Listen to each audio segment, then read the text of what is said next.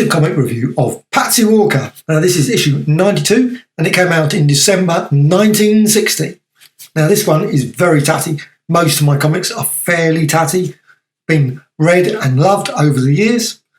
So, Patsy Walker, well, Patsy's got a whole load of support characters. Buzz Baxter, there's Hedy, and many other characters. And as you can see, some of the characters there, obviously some probably have very little roles in the stories, but it's just a teen story. Lots of, obviously, romance, love, and teenage hijinks, as they would say. So, what's in the stories themselves?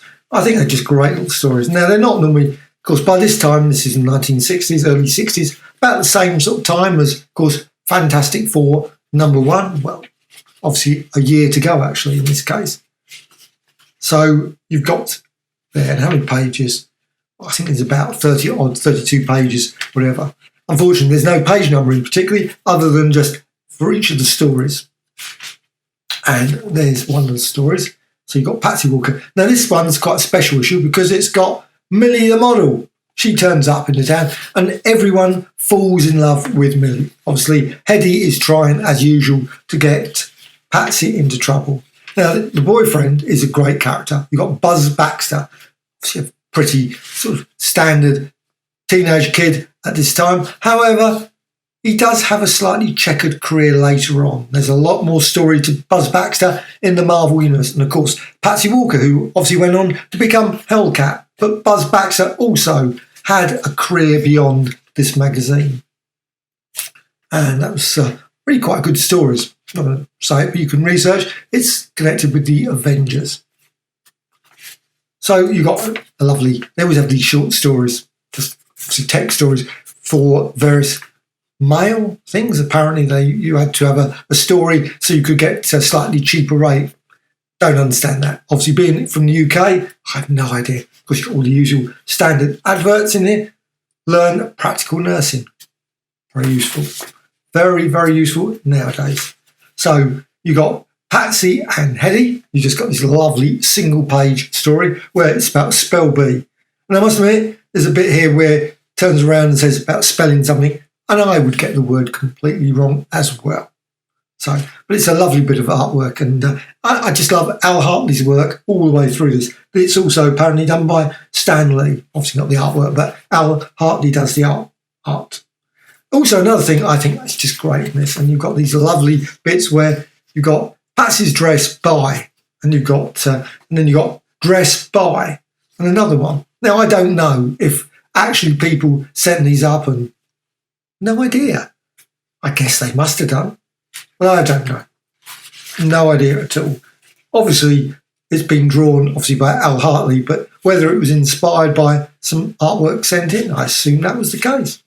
No reason to suspect. Now, there's a Patsy Walker paper doll, which I have, and it does say, don't forget to send your fashion ideas in.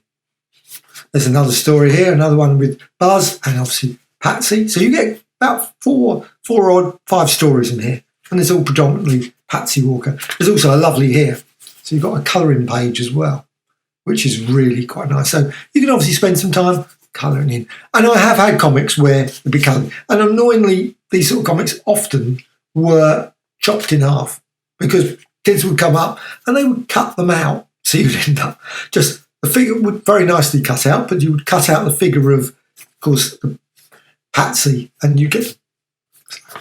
Did ruin the story occasionally as well. So you've got a pin-up page. Now, there's recently has been a pin-up book, a Marvel Masterwork, it was called, and sadly, it didn't include that one or any other Patsy ones, Patsy pin-ups. Obviously, that's the page again, the text story. Another story there, Patsy again with a variety selection of Nan, apparently. Nan, the character. So you've got that, and that's it.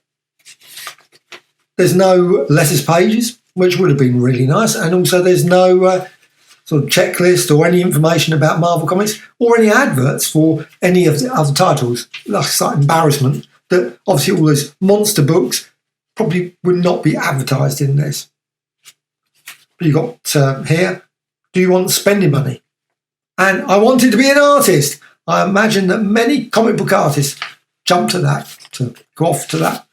Learn how to draw at home as well. So these are just great. And you normally can pick these up reasonably cheaply, so especially in this sort of tatty condition. I just think they're great pieces of lovely period artwork, good stories, and you can read them in a couple of minutes. They're really not complicated. Now, I would love to see an omnibus collection. I suspect that isn't going to happen anytime soon.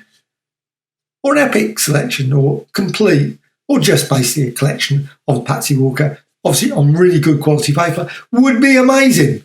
But until that happens, of course, there are these lovely old tatty comics, or slabbed, or whatever, if you want them, obviously in super condition. So, Patsy Walker, issue 92.